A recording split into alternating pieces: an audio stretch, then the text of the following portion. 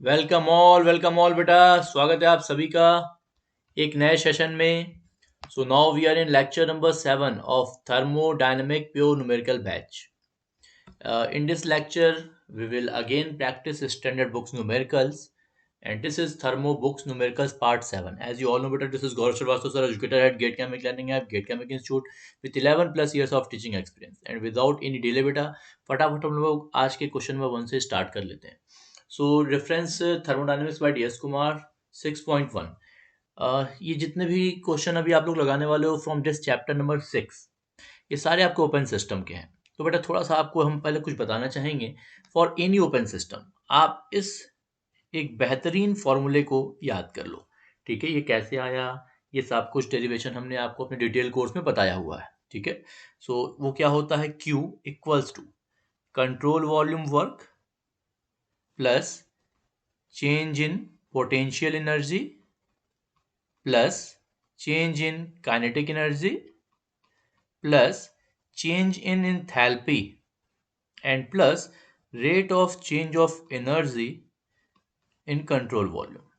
तो चूंकि आपके इस चैप्टर में जनरली अभी जो हम लोग प्रैक्टिस करने वाले हैं वो सारे स्टडी स्टेट होने वाले हैं. इसका मतलब स्टडी स्टेट के लिए अगर स्टडी स्टेट है तो ये वाला आपका टर्म क्या हो जाएगा, जीरो. ओके, तो अभी जो आपको फॉर्मूला याद रखना है, सारे के सारे अगले आपके 6 7 8 न्यूमेरिकल लगने वाले हैं, जिसके ऊपर में वो फॉर्मूला है Q equals to WCV plus delta PE plus delta KE and plus delta H. और बेटा एक बात और ध्यान रखना, इस पूरे के पूरे चैप्टर में हम वेलोसिटी के लिए V का इस्तेमाल नहीं करने वाले, क्योंकि हमको वॉल्यूम भी मिलेगा, स्पेसिफिक वॉल्यूम भी मिलेगा, तो V से आप कंफ्यूज कर जाओगे. इसलिए हम लोग यहाँ पे वेलोसिटी C1 और C2 लेंगे. हम यहाँ C से वेलोसिटी को रिप्रेजेंट करने वाले हैं. ठीक है, ये बात ध्यान में रहे. और इन सबको ऐड या सब्सट्रैक्ट करना है तो इसमें दो चीज़ें आएंगी. एक बार आपका पर केजी के फॉर्म में केवल आएगा और एक बार आपका पर केजी नहीं आएगा, जबकि आपका किलो वाट आएगा केवल, यानी कि किलो जूल पर सेकंड एक बार आएगा और एक बार किलो जूल पर केजी. ठीक है, तो उसमें आप ध्यान रखोगे इसकी दो यूनिट हो सकती है, एक बार डॉट के साथ लगा के. अगर सब में आपका डॉट डॉट डॉट डॉट लगा हुआ है, अगर सब में आपका डॉट डॉट लगा हुआ है, इसका मतलब अभी डॉट के साथ वाली जो यूनिट आपकी आने वाली है वो सिंपली आपकी kilo joule per second, kilo joule per second, यानी कि कह सकते हो किलोवाट आने वाली है. ठीक है, और अगर विदाउट डॉट आपका आता है जैसा कि अंदर हमने लिखा हुआ है, तो इसकी यूनिट आपकी किलो जूल पर केजी आने वाली है. ठीक है, तो खास ध्यान रखेंगे यूनिट का. ठीक है, कोई भी क्वेश्चन सॉल्व करेंगे यूनिट को अगर आप नहीं ध्यान रखोगे तो सारे क्वेश्चन आपके गलत हो जाएंगे.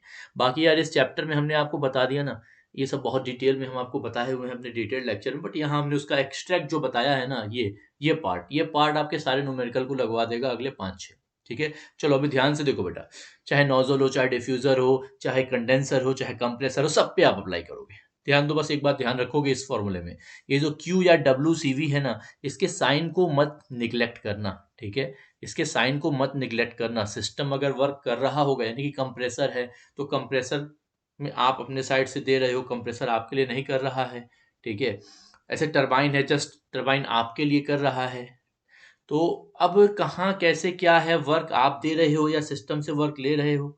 ठीक है, इसके आधार पे प्लस या माइनस साइन के साथ इस Q को और W को लिखोगे.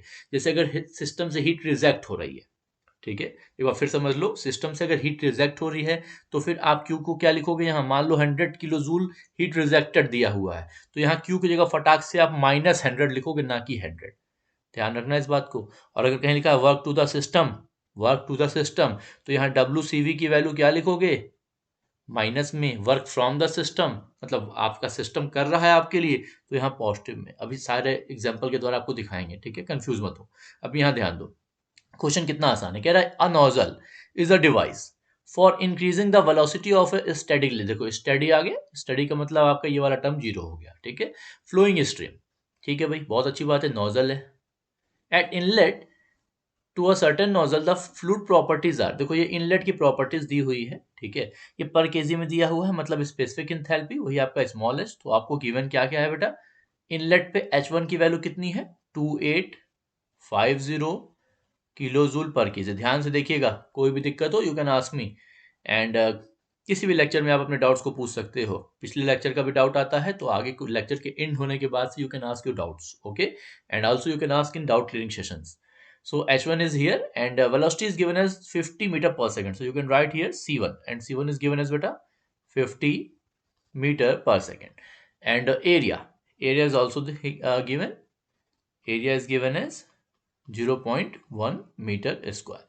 And specific volume is also there, that is small v1. It's 0.18 meter cube per kg. Okay. At the discharge end, अब discharge end की बातें कर रहा है. At the discharge end, the enthalpy is given as, you can see here beta, it's 2650 kilo joule पर KG. इसमें data बहुत सारे होते हैं ओपन सिस्टम के क्वेश्चन में, लेकिन होता कुछ भी नहीं है. बहुत आसानी से आप लगा लोगे, देख लो, यहाँ ध्यान दो बेटा. एंड यहाँ स्पेसिफिक वॉल्यूम आपसे कितना कह रहा है? 0.49 मीटर क्यूब पर केजी. ठीक है. अब कह रहा make calculations for the velocity of fluid at the exit. तो बेटा ये C2 आपसे पूछ रहा है पहली चीज. ठीक है. And mass flow rate of fluid, और आपसे वेलोसिटी के अलावा मास फ्लो रेट आपसे पूछ रहा है फ्लूइड का मास फ्लो रेट क्या था. तो मास फ्लो रेट तो यार इनलेट पे ले लो या आउटलेट पे ले लो, वो तो चेंज होने पाएगा because law of conservation of mass. ठीक है. और कह रहा है exit area of the nozzle, और आपसे कह रहा है कि please tell me also exit area of nozzle. और कह रहा है nozzle is horizontal. Oh my God, horizontal का मतलब समझते हो बेटा? पोटेंशियल एनर्जी में बदलाव इसने जीरो दे दिया है. And there is negligible heat loss from it. ओहो, हीट लॉस भी नहीं हो रही है भाई साहब, क्यू भी जीरो है. ठीक है. यानी कि ये बेहतरीन फॉर्मूला आप लोगों ने लिखा था यहाँ पर. एक बात और, आपका नोजल है या डिफ्यूजर है, इसमें कोई आपका अंदर कोई इम्पेलर वगैरह नहीं लगा हुआ है. तो एक बात ध्यान रखना, नोजल हो या डिफ्यूजर हो, इन सब में जहां पे आपकी कोई पंखा, कोई इम्पेलर ना लगा हो, आपका work done inside control volume भी जीरो हो जाता है. ठीक है. और इसमें आपका क्यू भी जीरो दिया हुआ है, इस वाले में आपका डेल्टा पी भी जीरो दिया हुआ है. मतलब बेटा आपका सिंपल सा जो यहाँ पे फॉर्मूला बन के तैयार हो गया, वो हो गया change in kinetic energy plus change in specific enthalpy and that becomes equals to 0. अब सवाल ये है कि यूनिट्स को भी तो मिलाते हुए चलना है यार. अगर यूनिट नहीं मिलाओगे तब तो आपका सब गलत हो जाएगा है? तो ये चेंज इन काइनेटिक एनर्जी क्या लिख सकते हो? You can right 1/2 and C2 square minus C1 square. Okay. And plus पीछे देख लो यार क्या क्या दिया हुआ है. डायरेक्टली आपको इंथैल्पी की वैल्यू दी हुई है और ये वैल्यू आपको पर केजी में दी हुई है. देख लो आपको वैल्यू क्या दी है, 2850 और 2650. ठीक है. सो यहाँ पे आप लिख सकते हो सिंपली क्या, H2 माइनस H1. चलो हम आपको थोड़ा सा रेस्ट देते हैं 30 सेकंड का. इस क्वेश्चन को आराम से एक बार फिर से देखो और देख लो यहाँ तक कोई दिक्कत ना हो किसी को. ठीक है. रिपीट कर दे रहे हैं. पहला क्वेश्चन है बिकॉज इससे हमने सारे डेटा को एक्सट्रैक्ट किया बेटा. फिर हमने आपको क्या बताया कि अगर नोजल है या फिर आपका डिफ्यूजर है तो इसमें आपको वैल्यूज पता नहीं है. ठीक है. आपको इसमें वैल्यूज पता नहीं है. और फिर फटाफट हमने इसके अकॉर्डिंग, सॉरी, नोजल या डिफ्यूजर है तो इसमें आपका कोई भी इम्पेलर नहीं है. इसका मतलब वर्क जो कंट्रोल वॉल्यूम में है आपका जीरो हो जाएगा. ठीक है. अभी ध्यान दो यहाँ पे, अभी यूनिट का बहुत खास ध्यान रखेंगे. यूनिट क्या है हमारी यहाँ पे, आप देख सकते हो ये C2 square by minus C1 square लिखे हैं. और ये जो हमारी इसकी यूनिट आने वाली है, ठीक है, ये सिंपली आने वाली है metre square upon second square. एक काम करो, केजी से मल्टीप्लाई कर दो, केजी से भाग कर दो. ठीक है. अभी देखते हैं क्या हो रहा है. Kilogram metre per second square, ये बेटा क्या हो गया, ये न्यूटन हो गया. और एक मीटर ऊपर रह गया तो ये मीटर हो गया, और ये हो गया पर केजी. वंडरफुल. यानी कि फर्स्ट वाला टर्म बेटा आप लोगों ने न्यूटन मीटर को जूल कहते हैं, जूल पर केजी में दिया हुआ है. बहुत अच्छा. अब ये सेकंड वाला अगर हम देखें तो सेकंड वाले को भी हमें किस में लिखना होगा बेटा, जूल पर केजी. और आपको पता है यहाँ पे किस में, किलो जूल पर केजी में. तो फटाफट वैल्यूज पुट कर दीजिए. 1/2. और वैसे पूछ क्या रहा है, आप क्या निकालोगे, हाँ वेलोसिटी आप यहाँ से पा जाओगे C2 की वैल्यू. तो 1/2 C2 स्क्वायर माइनस C1 की वैल्यू कितनी है देख लो भैया, इट्स 50. तो ये हो गया बेटा 50 का square and plus H2 minus H1. तो H2 क्या है यार, 2650 और 2850. 2650 और 2850. 2650 2850. सर आप गलत कर रहे हो सर, क्योंकि किलो जूल है. हाँ बेटा, यहाँ 1000 का मल्टीप्लाई कर दिया. ठीक है. That becomes equals to 0. अब एक इक्वेशन है, एक अननोन है, इसे आप लोग सॉल्व कर लीजिएगा। इसे हमने खुद सॉल्व किया हुआ है एंड आफ्टर सॉल्यूशन आपका जो आता है पहले तो C2 स्क्वायर की वैल्यू आपकी आ जाएगी 402500। ओके 402500 और फिर जब इसका स्क्वायर रूट लोगे बेटा 402500 तो नेगेटिव वाली वैल्यू तो लोगे नहीं क्योंकि वेलोसिटी नेगेटिव नहीं हो सकती। और ये सॉल्व करने पे आएगा 634 एंड 0.43 मीटर पर सेकेंड। देखा कितना आसान था।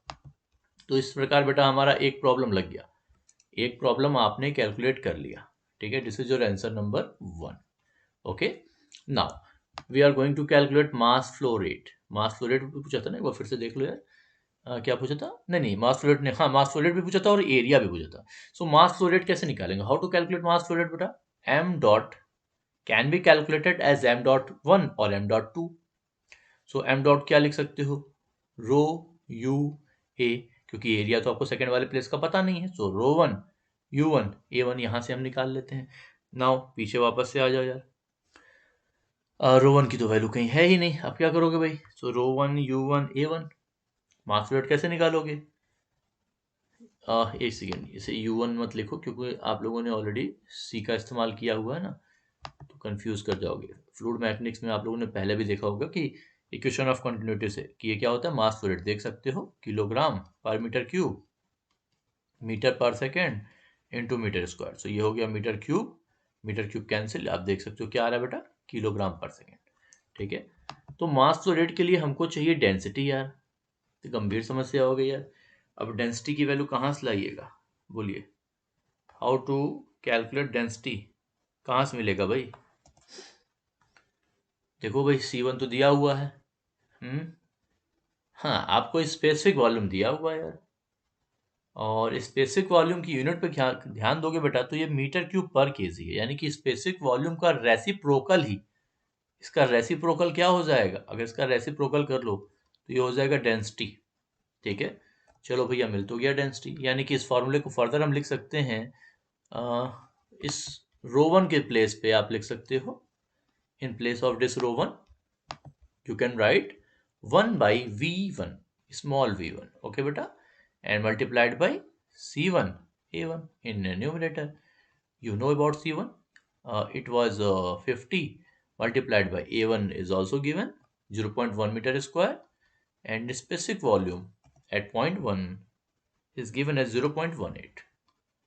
okay, इसे फटाफट सॉल्व कर लो and after solving you will get 27.78 kilogram पर second.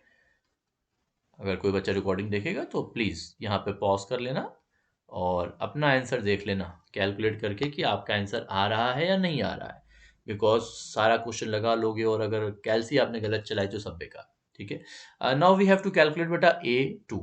So it's very very easy, you can write this m dot as rho two C2 A2 ना, और you can write as C2 A2 by V2. So by this equation you can write A2 as m dot V2 upon C2. So m dot we had calculated 27.28 kilogram per second, and V2 is given in your question, it's 0.49, देख लेना यार, yeah 0.49 kilogram per meter cube, 0.49 and whole divided by what is the value of C2, just we had calculated 634.43.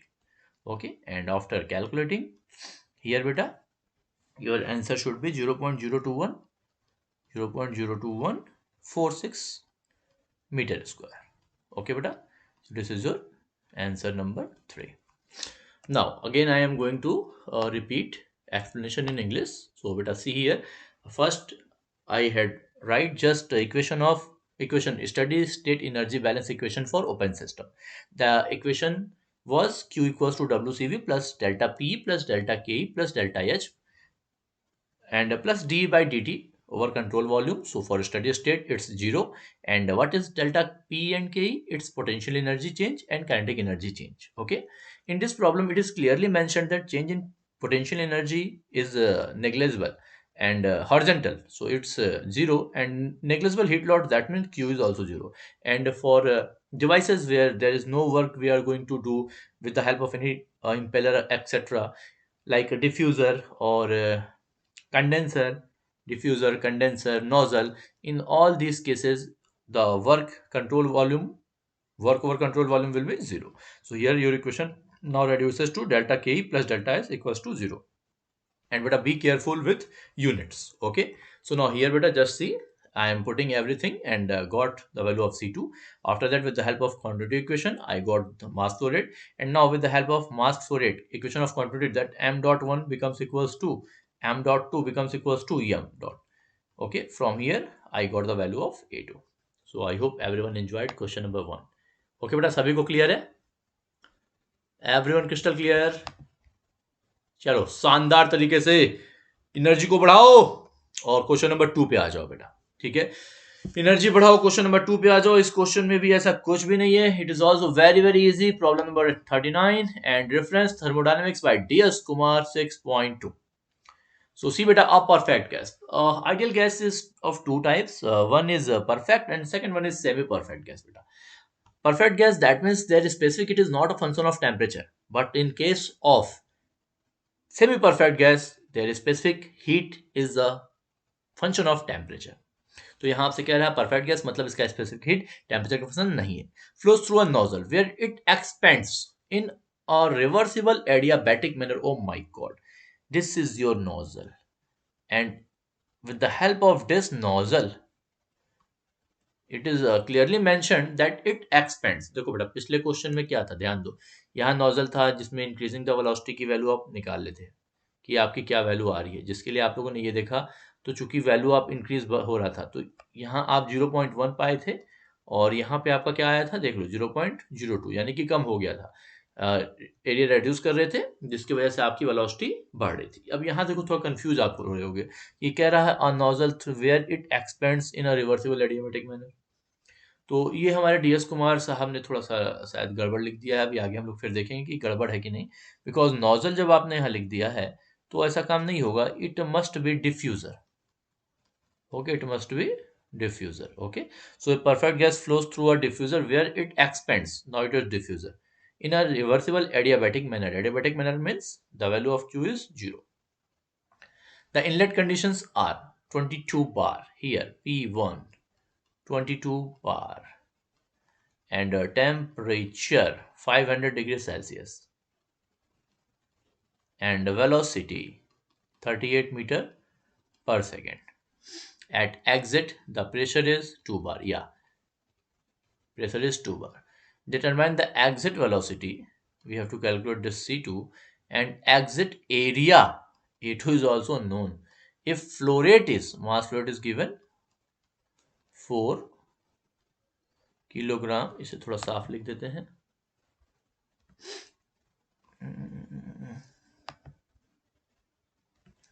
So it is बेटा 4 kilogram पर second. देखो यहाँ दिया हुआ है. And clearly mention that you can take R as 190. बेटा unit का खास ध्यान रखना, चाहे कॉलेज सेमेस्टर एग्जाम हो, गेट एग्जाम हो, कैसा भी कोई भी एग्जाम आप देते हो या किसी कंपनीज का एग्जाम. ठीक है, गामा इक्वल टू 1.35. क्योंकि यूनिट अगर आप नहीं ध्यान दोगे, गलती करके सारा क्वेश्चन सॉल्व करके भी आंसर गलत लिख के आओगे.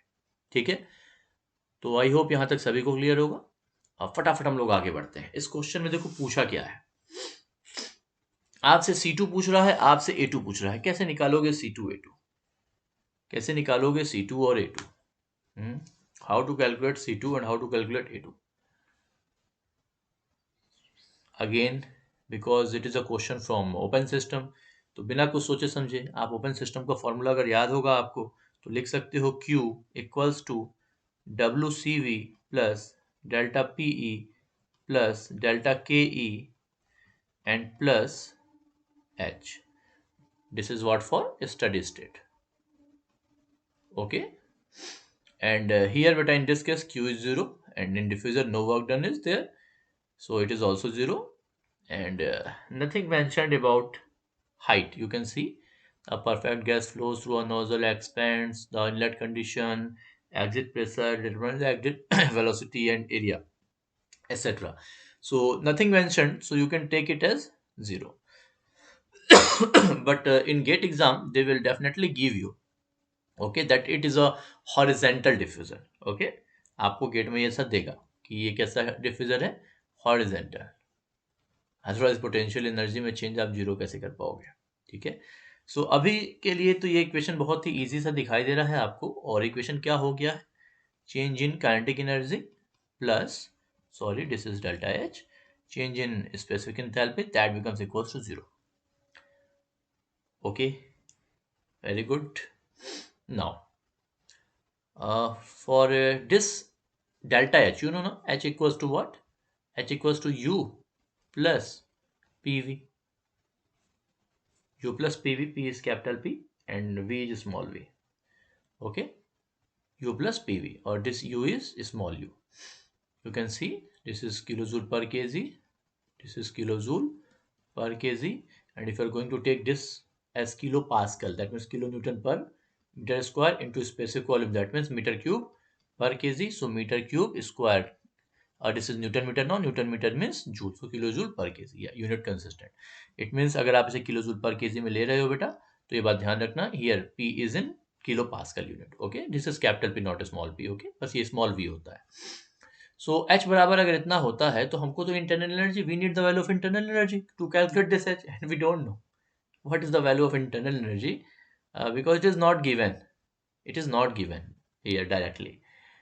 But we know one more formula for a change in enthalpy, and that was m dot cp t2 minus t1. Yeah, absolutely correct, m cp t2 minus t1। अब m dot लेंगे नहीं लेंगे या rate लेंगे, अभी तो ये unit cut पिट करके आपको देखना पड़ेगा ना कि आप जिस यूनिट में यहाँ पे लिख रहे हो डेल्टा के, क्या आगे भी आप उसी यूनिट में ले पा रहे हो या नहीं ले पा रहे हो। ठीक है, तो भाई यूनिट कट करके देख लेते हैं। अगर हम ऐसे लिखते हैं तो ये हो जाएगा किलोग्राम पर सेकेंड। स्पेसिफिक हीट मान लो भैया किलो जूल में ले रहे हैं, तो किलो जूल पर केजी पर केल्विन, और ये हो गया केल्विन। चल भैया देख लेते हैं, kg kg cancel, kelvin kelvin cancel, यानी कि ऐसा लिखने पे kilo joule per second kilo watt आ रहा है। ये तो बड़ी गंभीर समस्या हो गई है, किलो वाट आ रहा है। जबकि जब हम ये के ई लिखने जा रहे हैं इन दिस केस, सो हम केवल अगर लिखते हैं सी स्क्वायर बाई टू या C two square minus C one square, C two square by two minus C one square by two, ऐसा कुछ लिखते हैं। ठीक है, सो इसकी यूनिट आती है metre square upon second square, और kg that means kilogram metre per second square is newton newton metre. ये तो जूल पर केजी आ रहा है, मामला गंभीर है। इसका मतलब इस एम को हमें नहीं लिखना है यहाँ पे, इस एम को हमें नहीं लेना चाहिए। ठीक है, यहाँ में एम को नहीं लेंगे, पर यूनिट मास में लेके चलेंगे। इसको कट कर देते हैं। अब देखो क्या होता है, इसको कट करने के बाद kelvin kelvin cut, wonderful, kilo joule पर केजी, किलो जूल पर केजी। इसका तो 1000 का मल्टीप्लाई करना पड़ेगा तब ये जूल में बदलेगा, यानी कि सीपी की वैल्यू को हमें यहाँ जूल में लेना होगा, क्योंकि यहाँ से हमें जूल पर केजी मिल रहा है। देखा बेटा कैसे हमने यूनिट को निकाला, जूल पर केजी। अगर समझ ना आया हो तो फिर से रिपीट करके देख लेना, बिकॉज यूनिट के बिना सब खत्म हो जाएगा। ठीक है बेटा, सो अभी यहाँ फटाक से हम लोग लिख सकते हैं 1/2 C2 square minus C1 square, and that becomes equal, oh sorry, here plus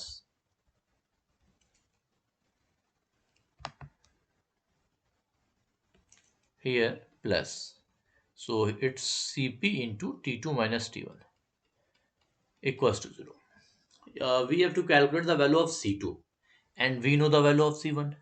What is the value of Cp we don't know, but R is given and gamma is also given. So I hope you can calculate the value of Cp. How? Cp is gamma beta gamma minus 1 into R. Cp is what? Cp is gamma बटा gamma minus 1 into are.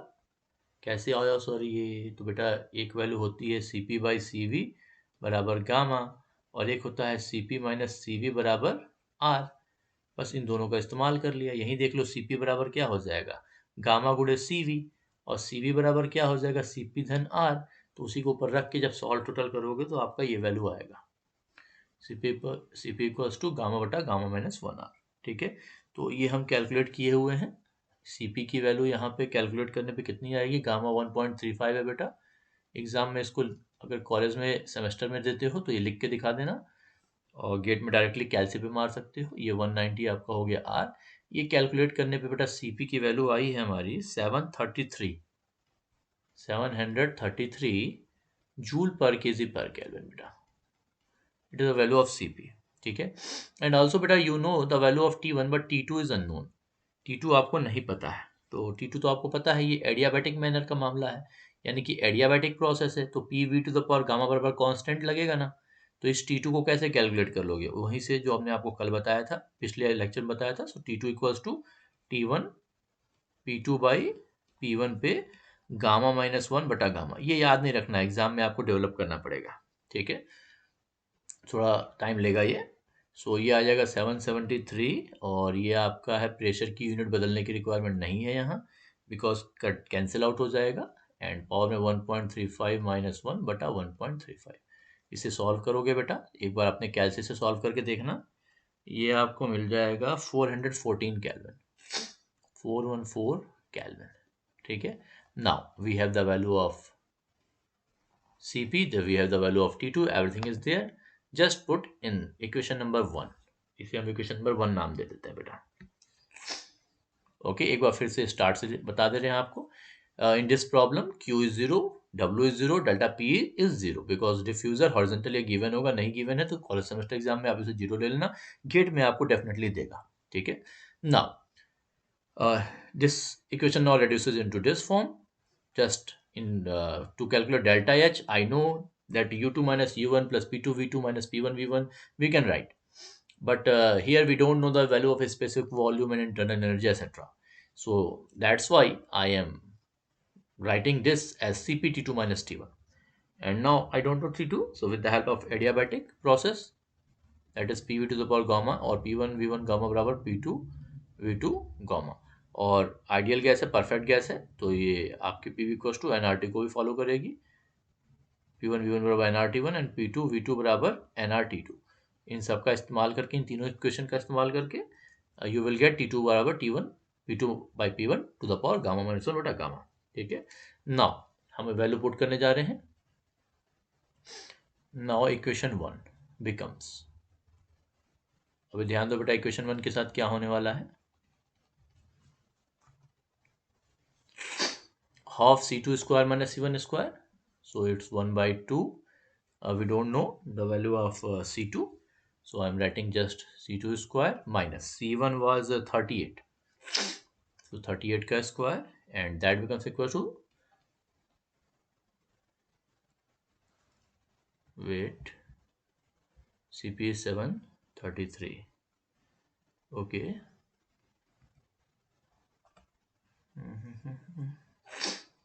Okay, it's not equal to, it's plus.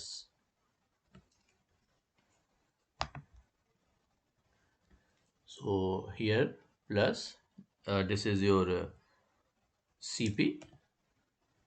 Yeah, okay. Cp 733 you can see here beta, and T2 414 minus T1 was 500 degree Celsius, means beta 773 Kelvin. Okay, 773 equals to 0. You can solve this beta, and after solving you will get the value of C2 as 726 meter per second. Okay, now one question solve beta. At exit we want to calculate the value of C2. Now for A2 again beta, in similar manner, m dot is there, so you can write now m dot equals to A2 C2 upon V2. Same, just like in a previous case, because m dot is rho 2 A2 C2. In place of this rho 2 you can write 1 by V2. And what is this? This is your specific volume in meter cube per kg. So now the question is, we know the value of, we don't know the value of A2. Okay, that's okay. But to calculate this A2, we need the value of C2, m dot and V2, but V2 is not there. V2 is not there. If you want to calculate this A2, then A2 can be written as m dot into V2 upon C2, but V2 is not there. So what to do, beta? It's no need to worry, beta. You know na, this is a perfect guess, and for perfect guess, you can write P V equals to MRT. Okay, where R is R bar. Okay, in kg unit, or you can write P equals to, or PV by M equals to R bar T, or P, what is this V by M, beta? This is your specific volume, meter cube per kg, equals to R bar T. You can see, beta, specific volume can be written as R bar T upon P. So I choose place 1, so all 1. If I'm choosing place 2, then all 2. Okay, so I want to calculate A2, so I need V2. Okay, so V2 equals to, this is 2. Okay, R bar was 7, no, 190, I think. Yeah, it's 190. So 190 multiplied by, what is the value of T2, beta? It's 414 Kelvin, just we had calculated. And what is the value of P2? P2, 2 bar. So in Pascal, 2 into 10 to the power 5 Pascal, beta. इसे calculate कर लेना यार. 190 into 414 divided by 2 into, ये आ जाएगा आपका 0.3933 meter cube per kg. Once you got the value of V2, beta, now you can calculate easily this A2. Okay, so now A2 equals to m dot. M dot was 4 kilogram per second. So it's 4 kilogram per second into the value of V2 is 0.3933, and here unit, beta, meter cube per kg, and whole upon P2. Sorry, C2. C2 was 726 meter per second. See, beta, unit kg cancelled. Okay, meter to this, now meter square. So meter square, second cancel. So your answer will be in meter square. So after calculating, multiplied by 4 divided by 726, you will get answer 2.167 into 10 to the power minus 3 meter square. I hope beta everyone enjoyed this numerical too. कुछ और तो unknown नहीं है ना भाई? No. बोलो बोलो बोलो भाई, सभी को clear? Everyone crystal clear?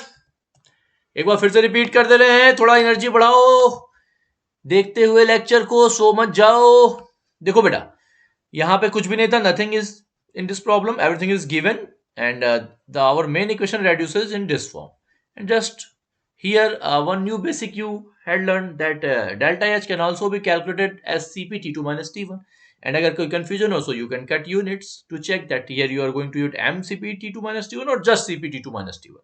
Okay, because it is written for 1 kg. If here you are using half C2 square minus C1 square, that means it is written for 1 kg only. चलो भाई, आ जाते हैं question number 40, DS Kumar reference 6.5. सो भाई साहब, इसमें क्या है देखते हैं यार. Air at 1 bar pressure, I am going to extract data. Okay, so air available at 1 bar pressure. So I am writing P1 as 1 bar, 290 Kelvin. So T1 as 290 Kelvin. Flows steadily, wonderful यार, steady है, बहुत अच्छी बात है. At a rate of 120 metre cube पर hour. और this is volumetric flow rate, not mass flow rate बेटा. Okay, so इसे कौन सा सिंबल दे, कुछ बचा ही नहीं. चलो वी पी ऊपर डॉट लगा देते हैं, क्योंकि क्यू भी नहीं यूज कर सकते, क्योंकि क्यू तो हीट के लिए लगा रहे हो ना है. तो V dot is given, capital V dot is given as 120 meter cube per hour into a compressor where its pressure and temperature are अब कंप्रेसर में भेज दोगे तो भैया प्रेशर तो ज़्यादा ही हो जाएगा ना. So now it's due to compressor, it's pressure now increases to 15 bar and temperature 390 Kelvin. ध्यान से देखो, थोड़ा एनर्जी बढ़ा के देखते रहो बेटा, इधर उधर मत ध्यान भटकाना. देखो यहां ध्यान से, अभी क्या कह रहा है, ड्यूरिंग द कंप्रेशन प्रोसेस हो रहा है भाई साहब.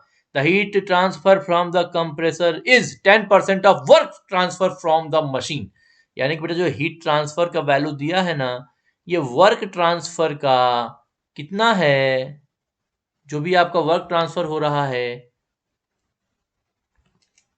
वर्क ट्रांसफर का कितना है भैया, 10%. तो लो भाई, कंट्रोल वॉल्यूम का जो वर्क होता है उसका 10% हमने यहाँ लिख दिया. कोई दिक्कत? ये लाइन ध्यान से देखो बेटा, the heat transfer from the compressor is 10% of work transfer from the machine. Neglecting change in kinetic energy, ये लो भैया, एंड पोटेंशियल एनर्जी, ये लो भैया. Evaluate the work and heat interactions. What is this, yaar? He want to know just what is the value of WCV and what is the value of Q here, and this is clearly an open system. And air behaves as a perfect gas is also there. Perfect gas. क्या बात है भाई साहब. Fantastic. Mind blowing, superb. So in this question, just you have to calculate one thing, WS or Q. Then second one automatically आपको मिल जाएगा बेटा. सो भाई यहाँ पे हमारा फॉर्मूला क्या होता है, अगेन बेटा Q for steady state given here. So Q equals to WCV plus delta KE plus delta PE. Oh, इस बार पहले सर ने डेल्टा KE लिख दिया, ये क्या किया, अरे कोई दिक्कत नहीं भाई, A प्लस B बराबर B प्लस A. और यहाँ क्या है, डेल्टा H. सो ये हो गया 0, ये हो गया 0. ठीक है. डेल्टा एच कैसे निकालोगे भाई, how to calculate this beautiful delta H. WCV, how to calculate यार. सो चलो भाई, कुछ दिमाग लगाते हैं. इस क्वेश्चन को ध्यान से देखो तो Q और WCV में you have one relation, beautiful relation. Just if you are going to write delta H there, everything will be clear to you. बस वहाँ डेल्टा एच की वैल्यू मिल गई ना, तो सब कुछ आपका क्लियर हो जाएगा. और ये डेल्टा एच कैसे निकालोगे, एक बार फिर, नथिंग इज मेंशन्ड देयर. सो आपको बता दें, एयर एंड वाटर के लिए आपको CP की वैल्यू याद रहनी चाहिए. ठीक है, यहाँ गिवन नहीं है. सो एयर के लिए आपको हम बता दें कि CP की वैल्यू क्या होती है एयर की, ये होती है 1.005. ओके, इन किलो जूल पर केजी पर केल्विन. तो बेटा ये आपको याद नहीं होगा ना, तो ये क्वेश्चन अब यहीं फंस जाओगे. ठीक है, because this delta H can be calculated with the help of m dot CP into T2 minus T1. It is very good that T2 is there and T1 is also there. M dot is not given. We can calculate by PV equals to MRT. Very easy now. You can see P is there. A specific volume like meter cube. No, this is not a specific volume. This is volumetric flow rate. Okay. So m dot how to calculate अभी देखते हैं, but CP आपको clear हो गया होगा. That CP is here, T2 is here, T1 is also there, and relation between Q and WCV is also there. Now just one unknown, because this equation now reduces to Q equals to WCV and plus m dot CP T2 minus T1. And if you are going to write this m dot CP T2 minus T1, that means now you are going to calculate this WCV as in terms of what?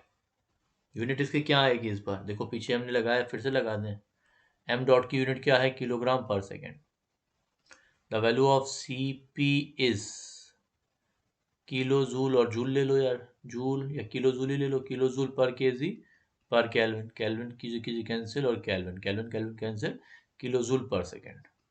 That means इस समय आपने इसे kilo watt में लिखा है. That means you are going to obtain your answer Q and WCV also in kilo watt. In GATE examination they will give you कि आपको answer किस में निकालना है, किलो वाट में निकालना है या जस्ट वाट में निकालना है. ठीक है, सो डोंट वरी. इस इक्वेशन को और रिड्यूस कर लेते हैं, पहले WCV निकाल लेते हैं. So we can write this Q as 0.1 WCV equals to WCV plus m dot Cp T2 minus T1 बेटा ध्यान दीजिए. This equation also written as 0.9 WCV. This is non-negative ना, हाँ negative, equals to m dot Cp T2 minus T1 बेटा. Next page पे चलते हैं हम लोग, नेक्स्ट स्लाइड पे. ओके सही है ना, हाँ सही है. So WCV can be written as negative of m dot Cp T2 minus T1 and whole upon में क्या है भाई 0.9. ओके चलो अभी ध्यान से देखो. You want this m dot चाहिए आपको. m डॉट जिसकी यूनिट क्या होगी यहाँ पे बेटा किलोग्राम पर second.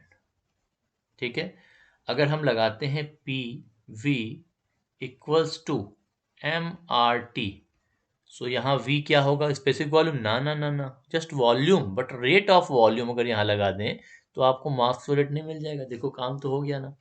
That means m dot can be written as PV dot by RT. PV dot by RT. RR क्या है मास यूनिट में है, तो आप चाहो तो यहाँ बार लगा सकते हो, कैरेक्टरिस्टिक वाला है. Gas constant, this is not universal gas constant. And now the at any place PVT कहाँ का पता है आपको, at place 1 you know these things. Okay, at place 1 0.1. So you have to write this P1 V1 T1 and mass flow rate is same everywhere because law of conservation of mass. So P1 is 1 bar, so it's 1 into 10 to the power 5 Pascal. V1 is given as 120 metre cube पर hour बेटा. देखो यहाँ तो our में 3600 second होता है, तो इसलिए हम इसको पर सेकेंड में बदलने के लिए 3600 से डिवाइड कर दिया 3600. So now this is in this can be done as 120 by 3600 metre cube पर सेकेंड. ठीक है बेटा. Now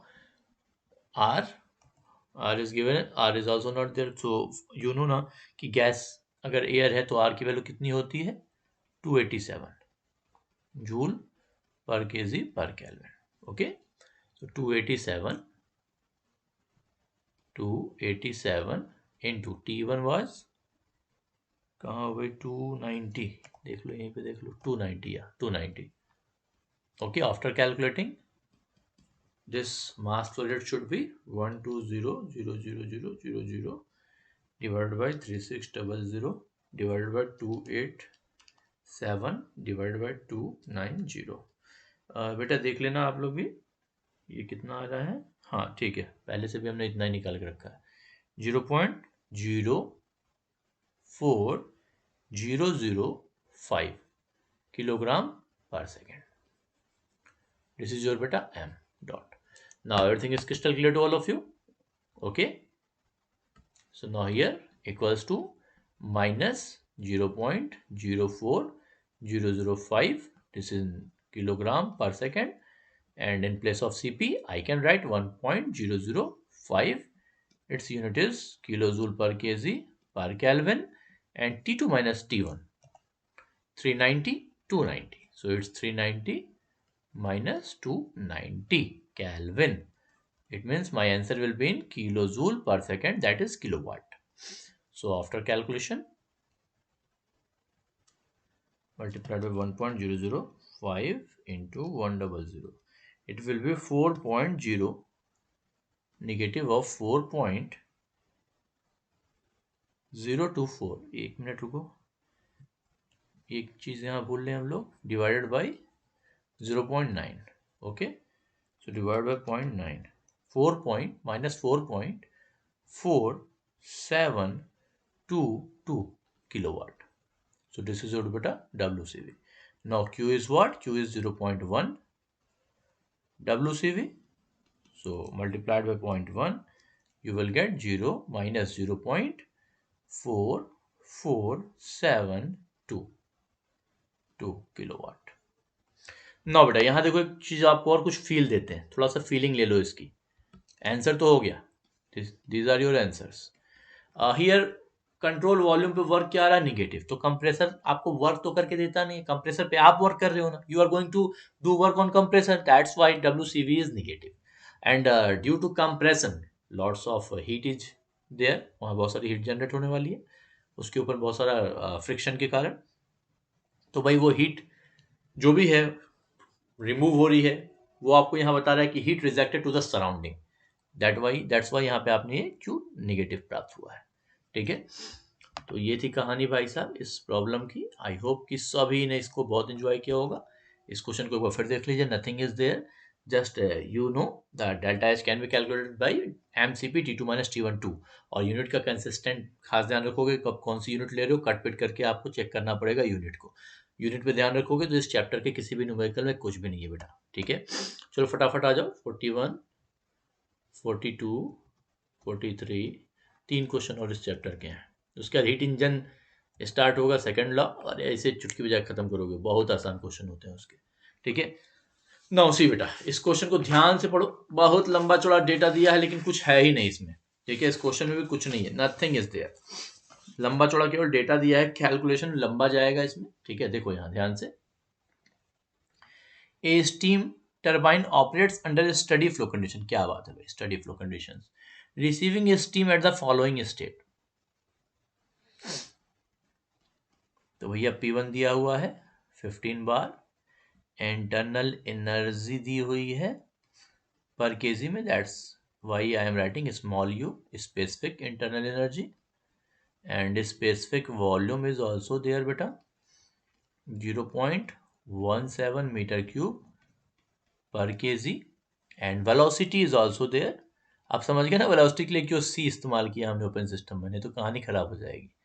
the exhaust of steam from the turbine is at, exhaust ये है आपका 0.1 बार पर। अभी कुछ बताने, बस डेटा एक्सट्रैक्ट कर रहे बेटा। एंड इंटरनल एनर्जी एग्जॉस्ट पे क्या है, the value of internal energy at exhaust is 2175 kilo joule पर KG, and specific volume is given as 15 metre cube per kg, and velocity is also there 300 metre per second. Okay, एक बार रुको इसकी recording check कर लें। Okay, everything is okay, fine, nice. So अभी आगे क्या कर रहा था, intake is 3 metre above the exhaust. What is this, intake is 3 metre above the exhaust, that means if this is your inside then this is your exhaust side, exhaust I am taking as 0.2 and inlet I am taking as 0.1. So the difference, that means potential energy change is not zero here beta. Okay, इसकी कुछ value आएगी। The turbine develops 35 kilowatt. So turbine develops इतना watt, that means this is power. This is power, how much? It's 35 kilowatt. अभी देखो एक बात ध्यान से देखो, अगर आप अपने मास फ्लो रेट को कंट्रोल वॉल्यूम वर्क से मल्टीप्लाई कर दो, ठीक है, जो भी आपका कंट्रोल वॉल्यूम वर्क आता है यहाँ, rate of control volume work, तो चलो देखें क्या होता है यहाँ। मास क्या था भैया, किलोग्राम, मास फ्लो रेट किलोग्राम पर सेकेंड, और ये क्या था, नहीं नहीं इससे तो गड़बड़ हो जा रहा है भैया, यानी कि यहाँ WCV देखो कैसे निकालते हैं, देख रहे हो कि यूनिट कट के हमारा वो आ जाना चाहिए, अदरवाइज काम खराब हो जाएगा। सो WCV हम किस में ले लें भाई, सिंपली यानी कि हम ले लें यहाँ पे किलो जूल पर केजी में, यानी कि इसका रेट वाला फॉर्म नहीं लेना है, इसका स्पेसिफिक वाला फॉर्म लेना है। That's why here everything is given in specific unit. नहीं भी दिया होगा तो कन्वर्ट करना पड़ेगा। ये बल्ले बल्ले हो गया, देख लो, इट्स किलोवाट। दैट मीन्स अगर आपको ऐसे पावर देता है कभी भी डेवलप, तो पावर का मतलब क्या होता है, m dot into WCV। Okay, and heat loss over the surface of turbine, ये हीट लॉस की वैल्यू आपको दे दिया।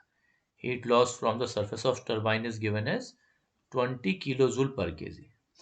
Determine the steam flow rate. Mass flow rate क्या है भाई साहब स्टीम का, ये क्या है, this is mass flow rate of steam. तो बेटा देख लो, आपको सीधे सीधे वैल्यू दी हुई है, यानी कि आपको केवल WCV निकालना है और यहाँ पुट करना है। This is your equation number 1। WCV निकालिए, पुट करिए, आपका काम हो गया। तो भैया चलो देखते हैं according to steady flow energy equation of open system हमारे पास क्या होता है बढ़िया वाला सुंदर वाला formula Q equals to WCV plus delta PE plus delta KE plus delta H बेटा। और फर्दर आप इसे अगर खोल के लिखना चाहो तो क्या लिख सकते हो Q equals to WCV plus potential energy. अब यहाँ MGH लिखें या GH लिखें ये बड़ी समस्या है। तो बेटा MGH लिखोगे तो टोटल मास के लिए निकलेगा, तो GH लोगे तो पर केजी में आएगा, तो इसका मतलब यहाँ पे GH लेना है, जो हो जाएगा आपका Z2 माइनस Z1। ठीक है, और फर्दर आगे बढ़िएगा तो ये सेकंड ये क्या आ जाएगा half C2 square minus C1 square. हमने देखा है कि ऐसा करने पे ये स्पेसिफिक फॉर्म में आता है। और आगे यहाँ क्या आ जाएगा बेटा, ये हो जाएगा आपका U प्लस PV, सो U2 plus P2 V2 minus U1 minus P1 V1। ठीक है बेटा, अब ध्यान दो Q की वैल्यू आपको पता है ना 20 किलो जूल, तो यहाँ लिख लेते हैं हम लोग 20 किलो जूल या 20,000, आपकी जो मर्जी वो लगा लो, अगर आप किलो में बदलना है तो किलो में ले सकते हो। ठीक है, सो 20 हमने यहाँ ले लिया, WCV आई डोंट नो, और इसकी यूनिट हमने क्या लिया ध्यान रखना किलो जूल पर केजी में लिया है। ठीक है, एंड प्लस G की वैल्यू कितनी है 9.81, Z2 माइनस Z1 ये आएगा बेटा आपका -3। देख लो Z2 आपका नीचे है तो Z2 माइनस Z1 तो इट्स -3। और अभी इसकी यूनिट जब आएगी तो बेटा ये आएगी जस्ट किलो जूल नहीं जूल पर केजी में आएगी। ठीक है, तो जूल को अगर किलो जूल में बदलना है तो 10⁻3, डेसिमल को 3 इधर भगाते हो ना, दैट्स वाई यहाँ 10⁻3 का डिवाइड कर दिया। आपको दिक्कत होगी तो आप पहले जूल में निकालना फिर किलो जूल में बदलना, हमेशा किलो जूल में डायरेक्टली लिखते जा रहे हैं। फिर यहाँ लिखोगे 1/2 और ये C2 स्क्वायर, C2 कितना है साहब दिए हुए हैं ना, हाँ 300 और 100, सो ये हो जाएगा 300 का स्क्वायर, ये हो जाएगा 100 का स्क्वायर। और अगेन बेटा ये जो पूरा का पूरा दिया हुआ है, ठीक है, इसकी यूनिट क्या है, अब ये आएगा किस में जूल पर केजी में, तो अगर 10⁻3 से डिवाइड कर दो, देखो हम कहना क्या चाह रहे हैं, जूल पर केजी बराबर K/10⁻³ जूल पर केजी। ये के प्रीफिक्स है जाके जुड़ गया इसके साथ, तो किलो जूल पर केजी में देखो बदल गया अगर आप उसको 10⁻3 से डिवाइड कर दिया। ठीक है, प्लस U2 कहाँ हो भाई, U2 2175, इनको तो बदलना ही नहीं है क्योंकि 2175 ऑलरेडी किलो जूल पर केजी में है, प्लस P2 V2, P2 कहाँ हो जी 0.1 बार, तो 0.1 बार को 0.1 इंटू 10⁵ पास्कल में बदल दिया, गुड़े V2 कितना है साहब वो 15 है, तो ये 15 हो गया, पास्कल में है तो ये तो किलो में आएगा नहीं, तो इन साहब को किलो में बदलने के लिए 10⁻3 से डिवाइड कर दिया। अब ये भी किलो जूल पर केजी में हो चुका है, minus U1 already 2700 kilo joule पर केजी दिया है तो ये 2700 हो गया बेटा, माइनस P1 की वैल्यू आपकी कितनी है देख लो 15 बार है, तो 15 × 10⁵ हो जाएगा ये। ठीक है, किलो पास्कल और फिर आपका है V1 0.17। ठीक है, और इसको भी बदल देते हैं हम लोग किलो जूल पर केजी में। ठीक है, अब देख सकते हो बेटा एक इक्वेशन एक अननोन, कैलकुलेशन थोड़ा बड़ा है, प्लीज इसको कैलकुलेट कर लेना, इसकी वैल्यू आनी चाहिए 570.029। एक बार चेक करके हमको बता देना ये आ गया ना आपका, और ये आपका आया किसमें किलो जूल पर केजी में बेटा। और जैसे ही आप लोगों ने ये WCV निकाल लिया, once you got the value of WCV इसको कैलकुलेट जरूर कर लेना। ठीक है, सो नाउ m डॉट क्या हो जाएगा, m dot can be written as m dot steam क्या हो जाएगा 35/WCV, तो 35 की यूनिट क्या थी बेटा किलोवाट, तो किलोवाट का मतलब किलो जूल पर सेकेंड थी। ठीक है, अपॉन WCV देखो यहाँ से क्या हो रहा है, m डॉट EST बराबर क्या हो जाएगा 35/WCV। सो यहाँ आ गया आपका WCV कितना है 570.029 और इसकी यूनिट क्या आने वाली है किलो जूल पर KG. You can see it's kilogram per second. So after calculating, the mass flow rate of a steam should become equal to 35 divided by 570.029। बेटा यूनिट का खास ध्यान नहीं रखोगे ना तो ध्यान रखना किसी भी एग्जाम में क्वेश्चन आपका सही नहीं होगा। इसमें ओपन सिस्टम में यूनिट का बहुत ज़्यादा इंपॉर्टेंस होता है, ठीक है। ओपन सिस्टम के क्वेश्चंस में हालांकि यूनिट तो हर जगह इंपॉर्टेंट होती है, but in this chapter units are most important. Chances of error बहुत ज़्यादा होंगे अगर आप यूनिट को नहीं देखोगे, ठीक है। तो इस क्वेश्चन में यानी कि कुछ भी नहीं था, सिंपली एक चीज़ आप लोगों ने यहाँ सीखा नया क्या, that's power can be written as m dot S T into WCV। और ये सब कुछ डिटेल वाला जो मेरा कोर्स है उसमें हमने सब कुछ डिराइव करके दिखाया भी है बेटा, ठीक है। चलो इस क्वेश्चन को देख के डर मत जाना कि सर ये तो बहुत बड़ा है, कैसे लगेगा कैसे लगेगा, ये बस डेटा है, फटाफट एक्सट्रैक्ट कर लो, काम हो जाएगा, ठीक है। चलो भाई पढ़ो पढ़ो पढ़ो, इसको देखते हैं। A gasoline engine operates steadily with a work output of 36 kilowatt and the heat transfer from the engine to a stream of cooling water is that। ऐसे पढ़ने से कुछ फायदा नहीं होगा, क्वेश्चन के डेटा को एक्सट्रैक्ट करते हैं। तो क्या कह रहा है, ए गैसोलिन इंजन ऑपरेट्स स्टेडीली मतलब स्टडी स्टेट है, with a work output, okay work output is 36 kilowatt. अभी तक किसी में भी आपको वर्क आउटपुट की वैल्यू दी थी क्या?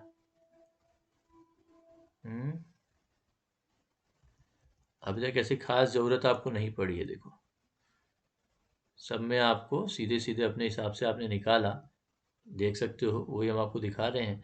अभी इस क्वेश्चन में थोड़ा सा अंतर आने वाला है। देखो यहाँ भी सब कुछ दिया हुआ था, everything is there, mass flow rate can't be negative, so WCV आपका पॉजिटिव ही आएगा। यहाँ से WCV की वैल्यू आई भी आपकी पॉजिटिव। तो अभी तक सब कुछ सही चल रहा था, लेकिन अभी इसने WCV की वैल्यू दे दी है। अब जब इसने WCV की वैल्यू दे दी है तो अभी आपको यहाँ पे थोड़ा सा ध्यान देना पड़ेगा, ठीक है। क्वेश्चन नंबर कौन सा है ये, 6.7। So gasoline engine operates steadily with a work output of 36 kilowatt. तो यार ये वर्क आउटपुट फिर से किलोवाट में आ रहा है यार, किलोवाट का मतलब क्या हो गया, किलोवाट का मतलब क्या हो गया भाई? हमको तो दो ही यूनिट पता है भाई ओपन सिस्टम में, एक जूल पर केजी या किलो जूल पर केजी और दूसरा जूल पर सेकेंड, इसके अलावा कुछ नहीं जानते हमें, ठीक है, या किलो जूल पर सेकेंड। यानी कि किलो जूल पर सेकेंड वाला मामला है। और किलो जूल पर सेकेंड को अगर मास फ्लो रेट के साथ मिला के लिखना होता तो याद है ना आप क्या लिखा करते थे, ऐसे लिखते थे m डॉट इंटू WCV, ठीक है। इसकी यूनिट क्या होती थी किलो जूल पर केजी और इसकी क्या होती थी किलोग्राम पर सेकेंड। और इस प्रकार आपको क्या मिलता था जानते हो, आपको मिल जाता था W.CV, जिसको सिंपली अभी हम पावर पावर चिल्ला रहे हैं, ठीक है, क्योंकि W.CV यहाँ देखो स्टार्टिंग में, देखो एकदम एकदम शुरुआत में आ जाओ बेटा, देखो यहाँ हमने क्या बताया था, ये इस फॉर्म में आ गया आपका। तो इस फॉर्म में आने के लिए यानी कि सीधी सी बात है, इस पूरे इक्वेशन में हमने m डॉट का मल्टीप्लाई कर दिया RHS LHS में। तो ऐसे करके सब कुछ डेरिवेशन आपको दिखाए हैं, बट यहाँ हम शॉर्ट ट्रिक से आपको आसानी तरीके से सब कुछ याद कराना चाहते हैं, इसलिए हम आपको यहाँ नहीं कहे कि m से मल्टीप्लाई करो या कुछ भी करो। यहाँ आप देख सकते हो ये केवल यूनिट का कन्वर्जन है और कुछ भी नहीं है, ठीक है। तो यहाँ वैल्यू बेटा आपको दी हुई है, कितना दिया हुआ है भैया 36 kilowatt, and heat transfer from the engine to a stream of cooling water। so heat transfer जो cooling water को जा रहा है वो है 125 into 10⁻³ kilojoule per our, and the sum of all other heat transfer to the surrounding, all other is given as 25 into 10⁻³। अभी देखो इसमें बहुत ही बेहतरीन चीज़ बताने वाले, अभी साइन हम कहीं लगा नहीं रहे हैं, अभी हमको सब साइन लगाना पड़ेगा, तो सब गलत हो जाएगा, ठीक है। The only stream of fluid other than the cooling water is a stream which enters as fuel air mixture. That means ये सब तो आपका आउटसाइड में था, जो हीट लॉस का मामला था। अंदर जो मेन आपका जा रहा है माल, मास फ्लो रेट जो फ्यूल का है, जो इंजन के अंदर घुस रहा है फ्यूल और एयर, उसका मिला के मिक्सचर का मास फ्लो रेट दिया हुआ है. So mass flow rate is given as 150 kilogram per hour. अब क्या, डिटरमाइन द इंथैल्पी चेंज. तो भैया हमसे पहली चीज तो पूछ दिया, डेल्टा एच बताइए क्या है. ठीक है, क्यों डेल्टा एच लिखा हमने, क्योंकि ये किलोजूल पर केजी में पूछ रहा है. एंड निग्लेक्ट चेंजेस इन, क्या बात है भैया, ये तो दे देता है तो हमें बहुत खुशी हो जाती है क्योंकि क्वेश्चन हमारा छोटा हो जाता है. ठीक है, अभी देखो ये क्वेश्चन कितनी आसानी से लगेगा बेटा. अब थोड़े बड़े हो गए हो आप, आई थिंक. सो हम डायरेक्टली लिखते हैं Q equals to WCV, these two terms are zero, so plus delta H only for this case. Okay, very good. So here it is WCV, but in our question directly given W dot CV, not WCV. देखो ये सब ध्यान नहीं रखोगे ना तो question गलत हो जाएगा. एक बार फिर चिल्ला के बोल रहे हैं, यूनिट का खास ध्यान रखना ओपन सिस्टम में, नहीं तो कुछ नहीं कर पाओगे. पूरा क्वेश्चन सॉल्व करके भी जीरो पाओगे, जीरो. ध्यान रखना बेटा. ठीक है, तो बेटा यहां ध्यान, तो कुछ भी नहीं है इसमें. जब सब कुछ हमने खोल खोल दिखा दिया, अब यहाँ क्या देखना है आपको भैया, एंथैल्पी चेंज. तो डेल्टा एच क्या होगा, डेल्टा एच बराबर हो जाएगा Q माइनस WCV. ये कोई क्वेश्चन है यार, मतलब ऐसा ही क्वेश्चन आता है. अब इसमें देखो कहानी देखो, चूंकि इसने इसकी वैल्यू तो दे दिया है, कह रहा है a gasoline engine operates steadily with a work output of 36 kilowatt. या वर्क आउटपुट है 36 किलोवाट का, मतलब समझ में आ रहा है आपको, वर्क आउटपुट 36 किलोवाट का है और वैल्यू लिखनी है आउटपुट. इनपुट नहीं हो रहा है, आउटपुट हो रहा है, तो अच्छी बात है यार, पॉजिटिव लेंगे इसको.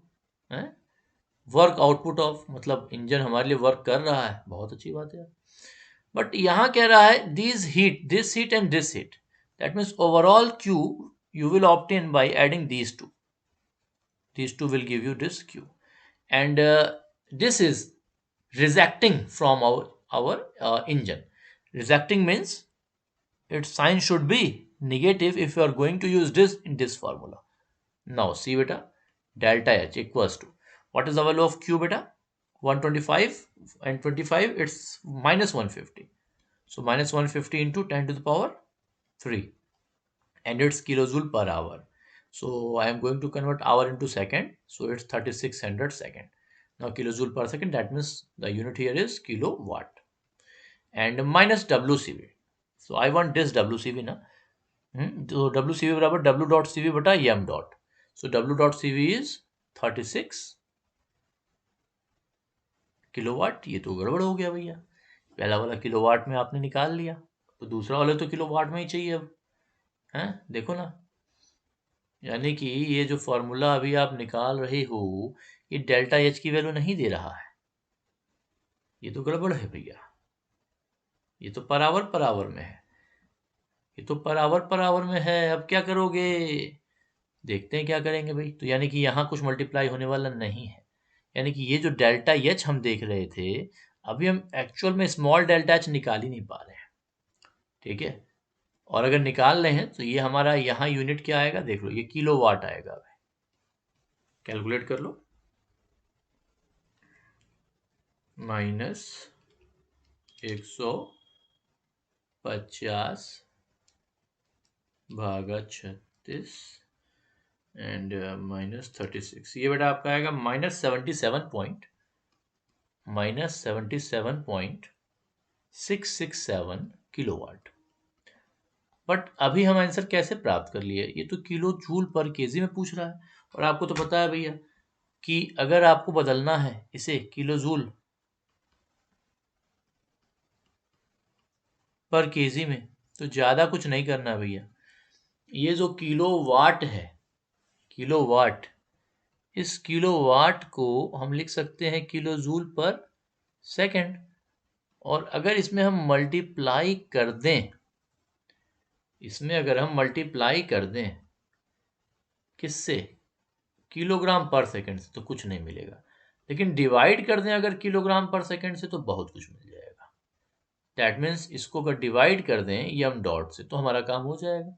तो लो भैया, डिवाइडेड बाई, इसको हमने एम डॉट कितना दिया है क्वेश्चन में, 150, और किलोग्राम पर आवर है ना, तो 150/3600 कर दो।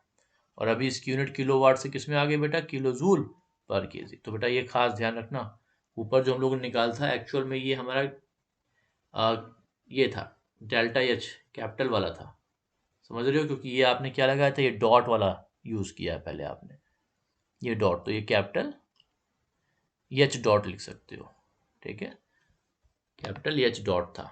तो हमने एच डॉट को कन्वर्ट कर दिया किस में, एच डॉट को कन्वर्ट कर दिया हमने एच में। ओके, सो ये हमारा पहले था और अभी हमने इसको स्पेसिफिक फॉर्म में निकाल दिया, तो हमारा ये आ गया। ये डॉट का मतलब है कि देखो किलोजूल पर सेकंड आ रहा था, ठीक है।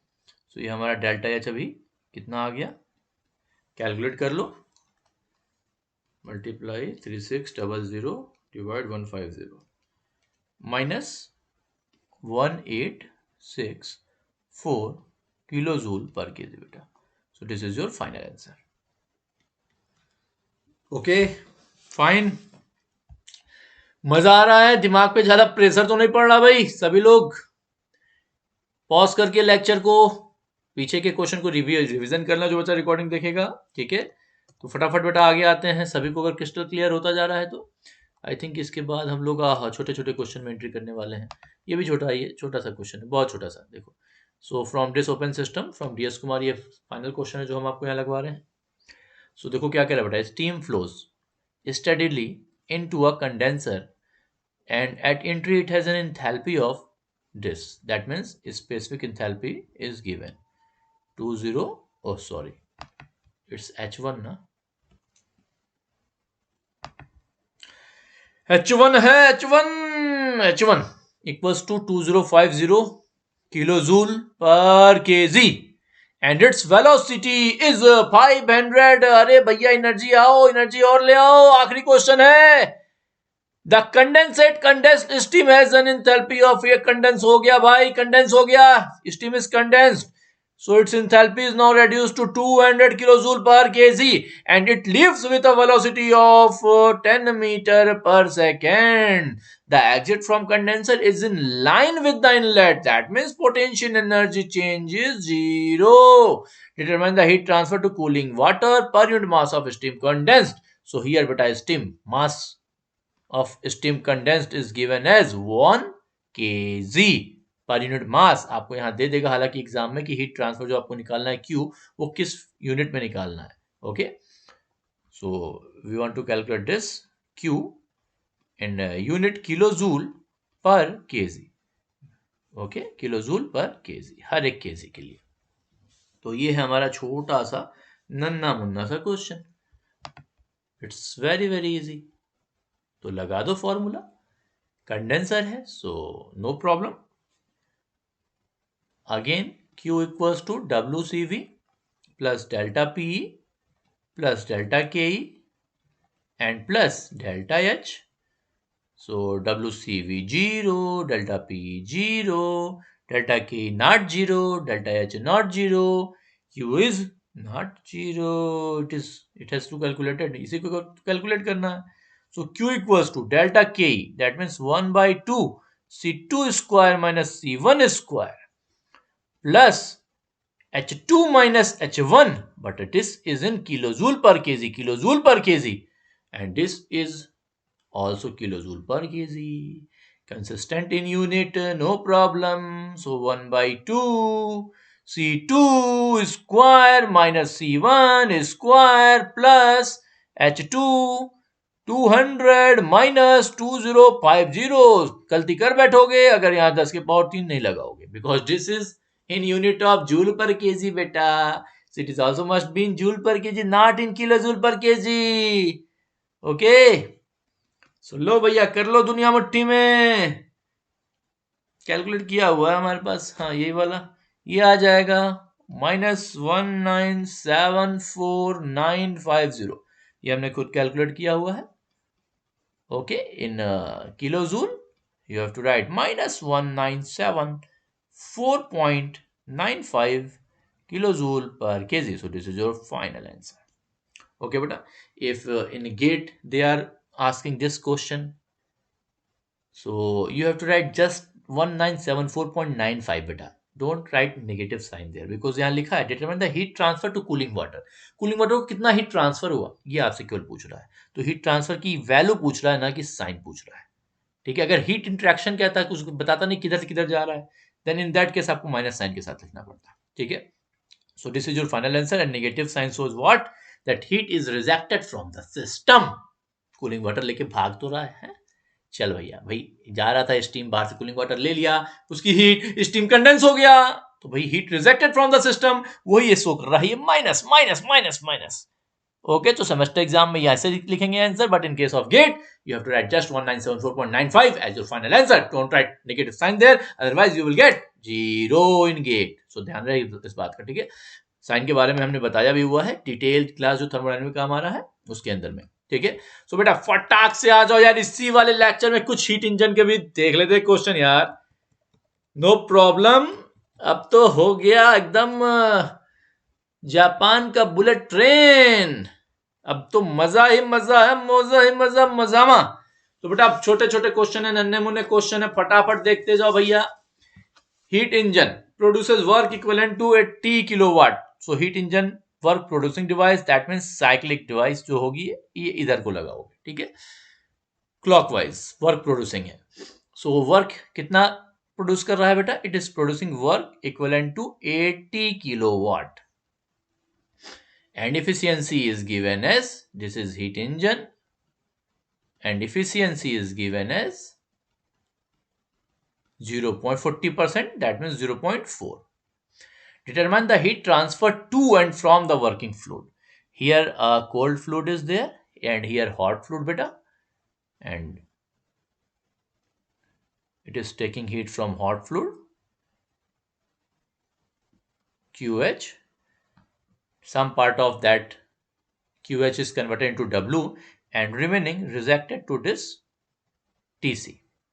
So here you have to calculate this QH and this QC. So it is very easy to calculate बेटा, बहुत ही आसान क्वेश्चन है ये, बहुत ही आसान है यार। तो भाई साहब इफिशियंसी क्या होती है बाद में देखना, पहले ये बताओ। चलो इफिशियंसी ही देख लो पहले, इफिशियंसी क्या होती है। So efficiency is 1 minus QC by QH for heat engine.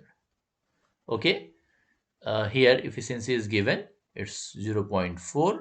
So that becomes equals to 1 minus, oh my god, I don't know the value of QC QH, but from here I got the ratio QC by QH as 1 minus 0.4, that means 0.6. That means I can write QC as 0.6 QH.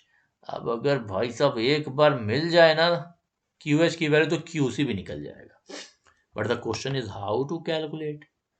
So with the help of this work, so work done is QH minus QC. As I told you कि इतना heat आ रहा था, कुछ work में चला गया, बाकी convey कर दिया आगे में सिंक में। ठीक है, this is source, this is sink. So from here you can write QH minus QC equals to W and the value of W is 80. That means हमने 80 लिया है तो आंसर हमारा किलोवाट में आएगा। देख लेना एग्जाम में वाट में कह रहा है या किलोवाट में फाइनल आंसर पूछ रहा है, अगर यूनिट मेंशन किया हो तो। अभी यहाँ देख सकते हो, आप लिख सकते हो QH minus in place of this QC you can write 0.6 QH equals to 80. So ये आ जाएगा कितना 0.4, so 80 by 0.4 और 80 by 0.4 आ जाएगा 200 किलोवाट।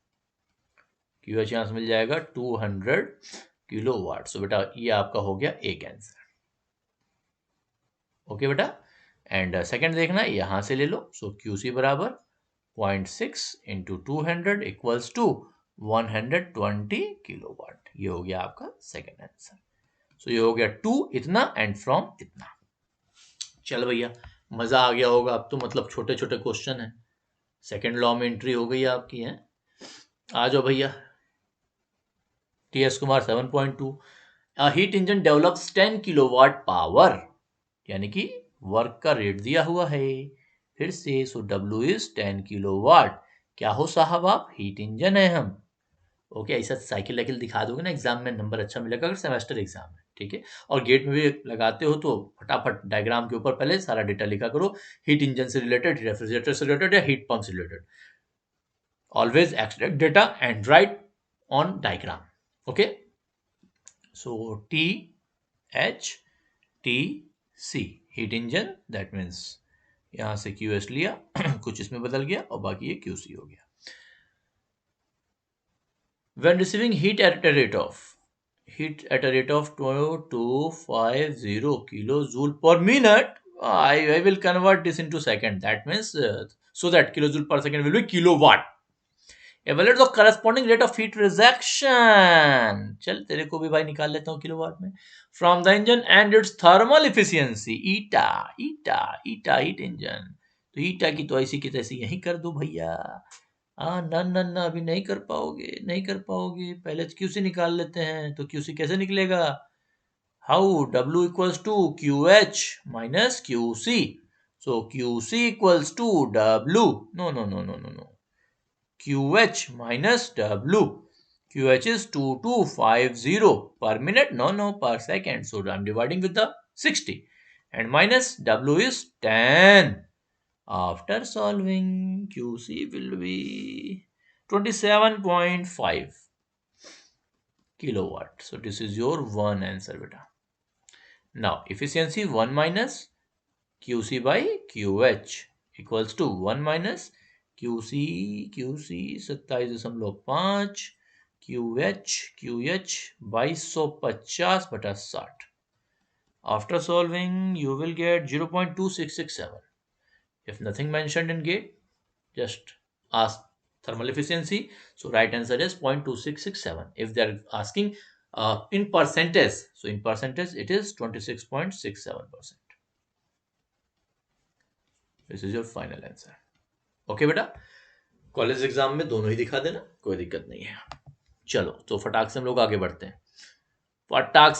भाई. हीट इंजन के आते ही लग रहा है मामला इतना अच्छा लग रहा है, दिमाग से प्रेशर ही हट गया होगा कैलकुलेशन का. और reversed heat engine, O my God, heat engine को ही रिवर्स कर दिया रे बाबा, उल्टा कर दिया.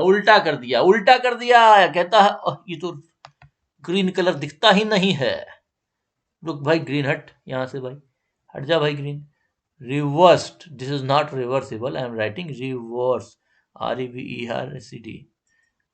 हटा ही नहीं अंदर, एस खा गए हम यार, कोई बात नहीं. सो ध्यान रहिए, रिवर्स्ड का है, रिवर्स्ड हीट इंजन.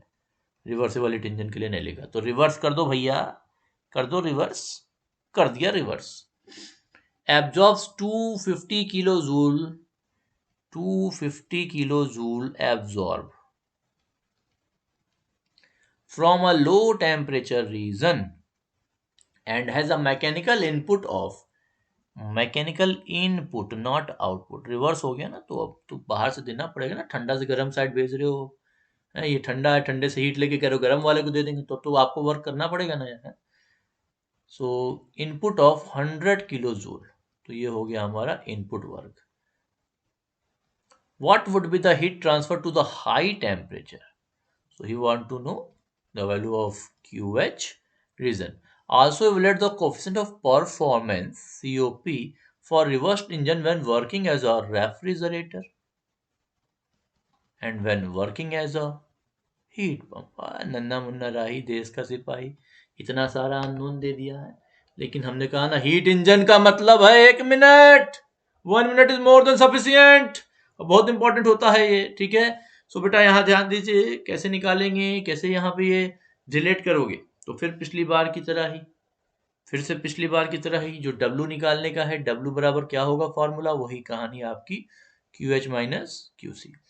एक्चुअली यहाँ क्या है, ये QC आया और ये W आया, तो आप ऐसे देख लो, ऐसे याद कर लो कि QC आ रहा था और आपने W भी लिया और दोनों को मिला के रिजेक्ट हो गया ऊपर में कितना, QH. देखो वही फॉर्मूला ऊपर वाला, ठीक है. So you have to calculate QH. So QH equals to क्या हो जाएगा, QC, that means 250 plus 100, that means 350 kilojoule. ठीक है, पूछा था क्या ये, देख लो यार. Heat transfer to the high temperature region, या इट्स 350 किलोजूल, यही है ना, हाँ यही आंसर है, ठीक है.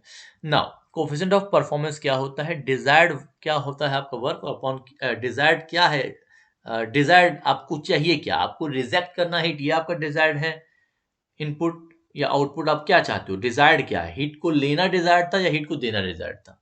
ठीक है, जैसे हीट पंप का काम क्या होता है, ये हीट देता है, कहता है ले भैया ठंडी मौसम है हीट पंप लगा दे, रूम गर्म कर ले। रेफ्रिजरेटर क्या करता है, कहता है ना ना ना ना, ये अंदर फ्रीज ठंडा है, थोड़ा सा गर्म हुआ तो उसे 5 डिग्री हो गया, मैं और हीट निकल के बाहर फेंक रहा हूँ, मेरे को 5 से 2 पे ही रहना है, तो अब ठंडे से गर्म में हीट और फेंक रहे हो, तो रेफ्रिजरेटर हो गया। तो भाई डिजायर्ड आपका इफेक्ट क्या है, फॉर रेफ्रिजरेटर डिजायर्ड इफेक्ट है क्यूसी, और हीट पंप के लिए ये क्यूएच, ये है आपका डिजायर्ड इफेक्ट, याद करने का तरीका। और अपॉन क्या है, वही वर्क इनपुट जो भी आपने दिया, सो this is work input, work input तो यही ना आपका वर्क इनपुट, तो लगा लो भैया, कर लो दुनिया मुट्ठी में वर्क इनपुट। क्यूसी क्यूसी कितना है, क्यूसी क्यूसी क्यूसी क्यूसी कहाँ हो, क्यूसी 250 सर, यहाँ है हम। डब्ल्यू आई तुम कहाँ हो, यहाँ है 2.5 आ गया आंसर, कोई यूनिट मत लिख देना यार, है। And Q H 350 sir, W I 100 sir, total 3.5। और एक बात ध्यान रखना बेटा, जो सीओपी आता है किसका आता है, किसका, हीट पंप का। अगर हम रेफ्रिजरेटर का सीओपी ले लें तो रेफ्रिजरेटर वाले में 1 जोड़ने पे ही हमको मिल जाता है। बेहतरीन सा यह इक्वेशन है, गेट में काम आएगा आपके। एक निकाला दूसरा अपने आप लाइफ चिंगा लाला। ठीक है, सो ये आपके 2 और आंसर हो गए। देखा कितना आसान है, बस डायग्राम आपको समझा दिया, बल्ले बल्ले। कुछ नहीं भी पढ़े होगे ना तब भी अगर न्यूमेरिकल लगा लोगे तो सब समझ में आ जाएगा। ठीक है, लेकिन पढ़ लेना यार डिटेल वाला कोर्स तो और मजा आ जाएगा। चल भैया आजा, आजा भाई डीएस कुमार, कितना क्वेश्चन और है, 4 क्वेश्चन और लगवाने वाले, 47 48 49 50 रन मार के आज चलेंगे यार 50। ठीक है, so a machine operating as a heat pump extracting heat from the surrounding atmosphere is driven by a 7.5 kilowatt motor. ले भैया ले ले ले हीट ले ले भैया, ले ले, मोटर लगा दिया हमने। मोटर से कितना दे रहे हैं, 7.5 किलोवाट दे रहे हैं। ठीक है, and supplies to into 10 to the power 5 kilojoule per hour heat to a house needed for its heating in winter। चल भैया चल भैया, ये है हमारा हाउस और ये है हमारा क्या, ये है हमारा हीट पंप। अब इसको हम अगर इस डायग्राम पे दिखाना है तो ये एंटी क्लॉक दिखाएंगे, क्योंकि ये हीट प्रोड्यूसिंग डिवाइस नहीं है, हीट कंज्यूमिंग डिवाइस है। ठीक है, नाउ हमारा रूम साहब यहाँ है, रूम गर्मा गर्म, सराउंडिंग ठंडा ठंडा, बाहर ठंडा है, रूम भी ठंडा है। हमने क्या किया, हीट पंप लगा दिया। अब क्या कर रहे हैं, बाहर के ठंडे में से ही हीट को खींच के और आपको दे दे रहा है, आपका रूम गर्म हो जा रहा है। ठीक है, ये है कहानी इनकी। ठीक है, सो हीट यहाँ कितना दे रहा है, क्यू एच, और यहाँ क्या है, क्यू सी। तो कितना दे रहे हैं भाई साहब रूम को हमारे, 2 into 10 to the power 5 kilo joule दे रहे हैं, पर आवर दे रहे हैं। ठीक है, अभी देखो क्या कह रहा है, find the coefficient of performance of heat pump. क्या छोटा मोटा क्वेश्चन पूछ देता है, COP of heat pump. Heat pump नहीं जानते हैं आप क्या होता है, desired effect upon work input, तो यही ना है work input. What is desired effect? 2 into 10 to the power 5 kilojoule per hour divided by 3600. Now I'm converting this into kilojoule per second. Okay, beta. And upon WI that means 7.5. So kilojoule per second is also kilowatt. So कटपिट के कितना आओगे भैया, 2 into 1 2 3 भागा 2 6 divided by 7.5, 7.407, 7.407. This is your answer. Okay बेटा, अभी देखो कितनी बदमाशी कर रहा है ये। अभी यहाँ कह रहा है how this COP will be affected if the objective of the same machine. अब कह रहा है इसी सेम मशीन का अगर ऑब्जेक्टिव हम बदल दें, is to cool the house in summer requiring इतना kilojoule per hour of heat rejection. मतलब यही सेम डिवाइस हमारी यूज अभी फिर से हो रही है, लेकिन अभी हमारा काम अलग हो गया। एक तरह से ये हमारा रूम हो गया और ये सराउंडिंग हमने कर दिया, और अभी यहाँ से हीट को बढ़ा के जो टोटल हीट रिजेक्शन है वही चीज, क्योंकि हमने कहा मशीन ये नहीं बदल रहा, तो जो वर्क इनपुट यहाँ से आ रहा है ये क्यू एच की वैल्यू आप नहीं बदल सकते। ठीक है, तो अभी जब रेफ्रिजरेटर, अभी ये किस में कन्वर्ट हो जाएगा, यानी कि अभी ये रेफ्रिजरेटर में कन्वर्ट हो गया। ठीक है, सो यहाँ से क्यूसी निकाल लो, और अगर गेट एस्पिरेंट हो तो काहे क्यूसी निकालने के चक्कर में पड़े हुए हो भैया, हैं, जस्ट सब्सट्रैक्ट 1, ले बेटा आंसर हो गया, कहानी खत्म। हैं, इफ थोड़ा डिटेल में दिखाना चाहते हैं निकाल के तो लीजिए, निकाल लीजिए। क्यूसी बराबर क्या हो जाएगा, QC equals to what, QC equals to QH minus WI. QH is 2 into 10 to the power 5 divided by 3600 and minus WI is 7.5. कितना आ रहा भैया? और देख लेते हैं. 2 into 1, 2, 3, 4, 5 divided by 3600 minus 7.5. 48.056 kilowatt. ठीक है, फार्मूले से आइए. डिजायर्ड इफेक्ट क्या होता है भाई साहब? QC upon WI. QC कितना है साहब? 48.056. WI 7.5 divide by 7.5. लो भैया आ गया. लो बेटा यहां से भी आ गया. अरे कॉन्सेप्ट क्लियर तो सब कुछ क्लियर. लो जैसे मन करे वैसे लगा लो.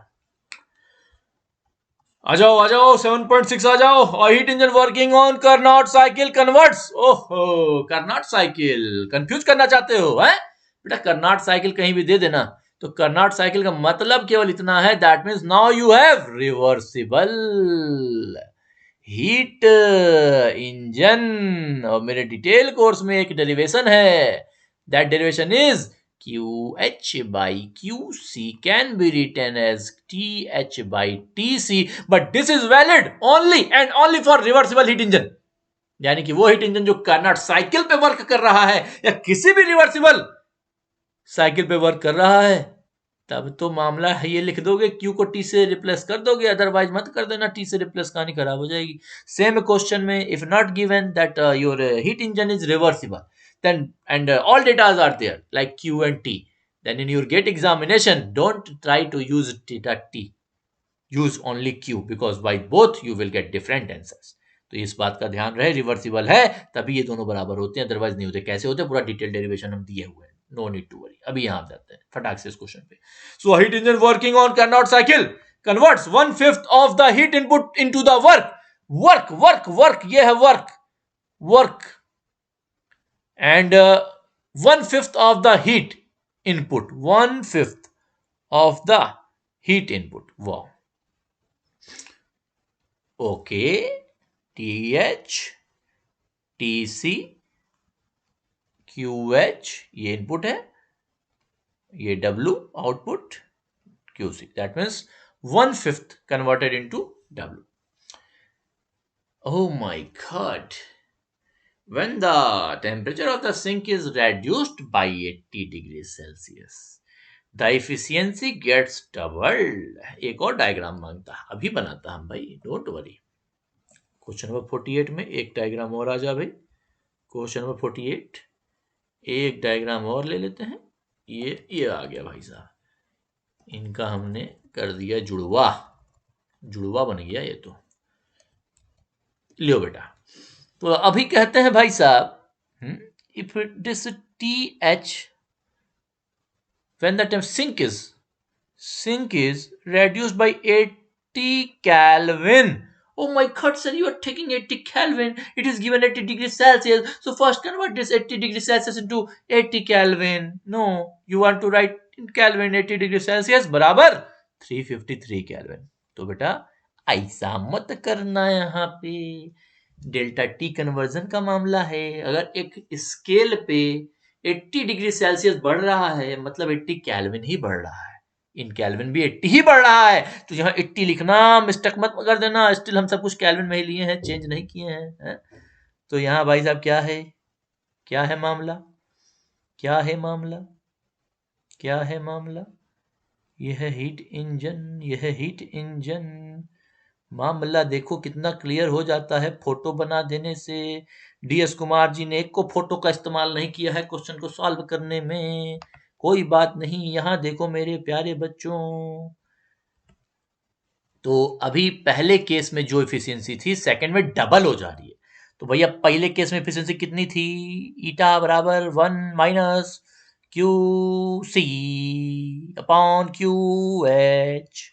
Make calculation for the temperature of source and sink. अभी निकाल लेते हैं बेटा. QC TC के बराबर नहीं है, ध्यान रखना. QH by QC is equal to TH by TC, ratio बराबर है. ठीक है, तो यहाँ पे QC by QH. One thing is you must clear बेटा, इफ टोटल हीट, या यहां से निकाल लो W दो इक्वेशन बना लो, ठीक है, और सॉल्व कर लो इसे। नेक्स्ट स्लाइड पे ले लेते हैं यार, या इसी पे कलर चेंज करके साइड में देख लो, ठीक है। क्वेश्चन नंबर 7.6, ठीक है। अभी हमको यहाँ पे चाहिए T C by T H, और हमें सबसे पहले निकालना है ईटा। ईटा के लिए चाहिए क्यू सी और क्यू एच। तो अभी तो हमको क्यू सी और क्यू एच की वैल्यू नहीं दी है, लेकिन ये जो डब्ल्यू होता है, ये डब्ल्यू हमको पता है बेटा, I can write W as Q H minus Q C. तो इस फॉर्मूले को ध्यान से अगर आप देखोगे तो क्यू एच क्यू सी में एक रिलेशन आपको मिल जाएगा, ठीक है। वो रिलेशन क्या होगा देख सकते हो, यहाँ से आप क्यू सी इक्वल्स टू लिख सकते हो, you can write in place of Q C Q H minus 1 by 5 QH. That means you will get 1 by 5 means 0.2, that means 0.8 QH. So here beta, eta equals to 1 minus QC is 0.8 QH, and QH is QH, you can see 1 minus 0.8, that means eta of this heat engine in case 1 is given as 0.2. Okay बेटा, तो ये हमारा काम हो गया। अभी यहाँ क्या कह रहा है ध्यान से देखो, ध्यान से देखो बेटा क्या कह रहा है, कोई जल्दीबाजी नहीं है, ध्यान से देखिए। अभी कह रहा है कि अगर हम इसको 80 डिग्री सेल्सियस रेड्यूस कर दें सिंक वाले टेम्परेचर को, ये सिंक हमारा है, दिस इज आवर सिंक, ठीक है, this is our sink, okay. तो अगर इसका हम टेम्परेचर इतना रेड्यूस कर दें तो इफिशियंसी डबल हो जाती है, यानी कि ईटा 2 की जो वैल्यू है ये डबल है, 2 times of eta 1, that means 0.4 है, ठीक है। अभी देखो 0.4 को किसके बराबर कर दोगे आप, ये इफिशियंसी है ना, you can write 1 minus Q C by Q H, और you can write 1 minus T C by T H. ये दिख रहा है कि हमारा फोटो आ रहा है, देख लें यार, नहीं दिख रहा है तो अच्छी बात है। So from here you can see that you will get a relation between TC and TH, but this time your TC is not TC, this is TC minus 80 now, okay, TC minus 80 now। Next page पे ले लो यार। So 0.4 equals to 1 minus T C minus 80 by T H, okay okay. LCM ले लो, तो ये हो जाएगा 0.4 T H equals to T H minus T C and minus minus plus 80। तो you can write T H को इधर ले लेते हैं, तो ये क्या हो जाएगा T C minus 0.6 th equals to 80. This is your one equation beta, okay। And also first वाले से eta 1 can be written as 1 minus tc by th, okay। So eta 1 is 0.2 equals to 1 minus tc by th, that means tc by th can be written as 0.8, that means tc is 0.8 of th. This is your equation number 2. So by equation 2, equation 1 becomes, क्या हो जाएगा बेटा देख लो, T C की जगह लिख दोगे 0.8 T H minus 0.6 T H equals to 80, ये हो जाएगा 0.2, और 80 बाई 0.2 कितना होगा 400 हो जाएगा। So T H is now 400 kelvin. So this is your one answer बेटा। और चूंकि ये रिवर्सिबल हीट इंजन था तभी हमने एक कॉन्सेप्ट लगाया है, देख सकते हो यार, कह रहा था working on a Karnat cycle. तो कार्नाट साइकिल केवल इतना मतलब था कि आपका साहब ये रिवर्सिबल है, इज्जत से यहाँ आर लगा लीजिए, ठीक है, not reverse, reversible. Now TC is 0.8 of TH, so it is 320 kelvin. I hope बेटा बहुत मजा आ रहा होगा इसमें। हीट इंजन सेकंड लॉ डरते होगे अगर, तो अब तो डर भाग गया होगा, सबसे आसान लग रहा होगा है? चलो भैया 49 पे आ जाओ। रिवर्सिबल हीट इंजन डिलीवर्स, ओहो रिवर्सिबल हीट इंजन, आइए आइए रिवर्सिबल हीट इंजन साहब डिलीवर करिए work. Heat engine work deliver कर दीजिए। कितना वर्क डिलीवर कर रहे हैं, 0.6 किलोवाट, क्या बात है भाई साहब। So it delivers work 0.6 kilowatt and rejects heat energy to a reservoir, and also it rejecting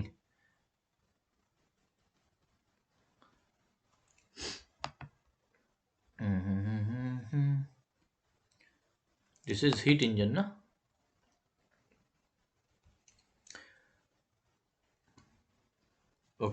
So it is rejecting heat at 300 Kelvin. This is a reservoir available at 300 Kelvin and heat rejected at a rate of 24 kilojoule per minute. Make calculation for the engine efficiency. अरे यार हद है. And the temperature of the thermal reservoir supplying heat to the engine. तो भैया इस वाले का क्या है रिजर्वायर जो इसको हीट सप्लाई कर रहा है. क्यूसी नहीं दिया, क्यूएच नहीं दिया, कोई बात नहीं, कोई बात नहीं. अच्छी बात यह है कि हमको दे दिया है रिवर्सिबल, मतलब कर्नाट साइकिल पे वर्क कर रहा होगा, किसी भी रिवर्सिबल साइकिल पे वर्क कर रहा होगा. तो बहुत ही आसानी से हम निकाल सकते हैं. पहले तो ईटा साहब को देख लीजिए. So eta can be written 1 minus QH, QC by QH. I want QH. So QH can be written as QH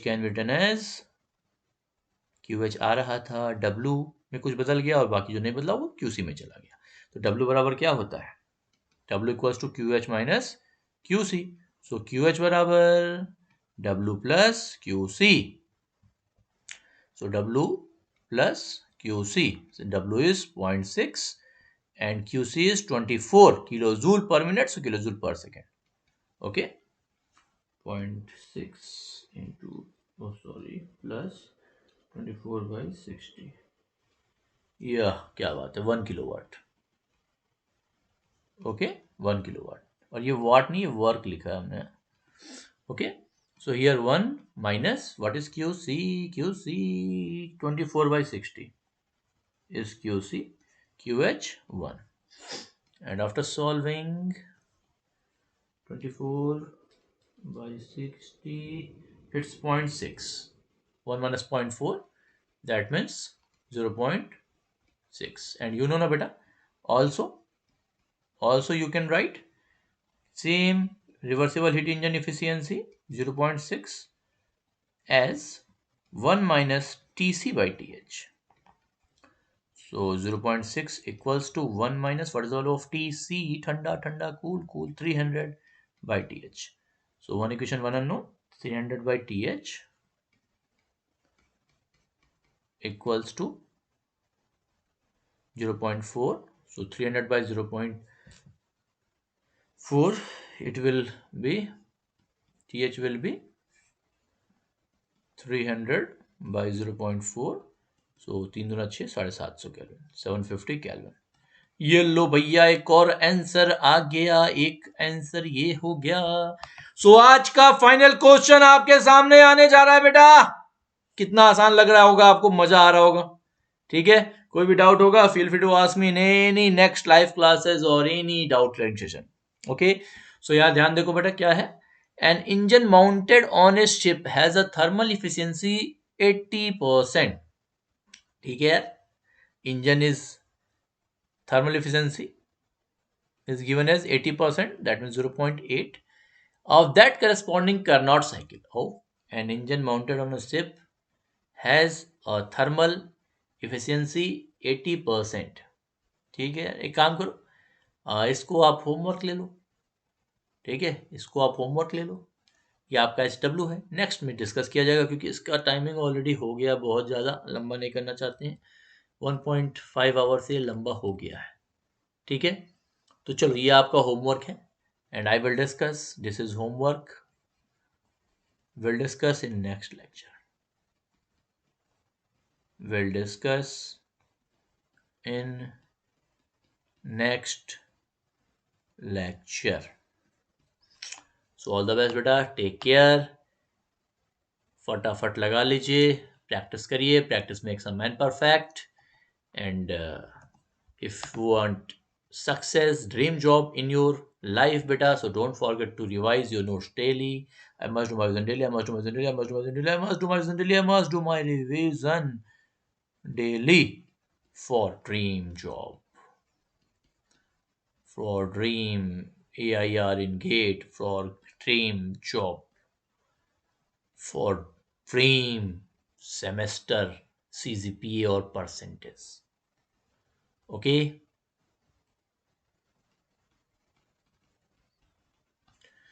So all the best beta, take care. I hope सबने बहुत एंजॉय किया होगा लेक्चर को। वापस से बेटा जो भी नोट्स बनाना कुछ दिन बाद फिर से रिवीजन जरूर कर लेना, ठीक है। चलो बेटा मिलते हैं आपसे फिर नेक्स्ट लेक्चर में। Take care everyone.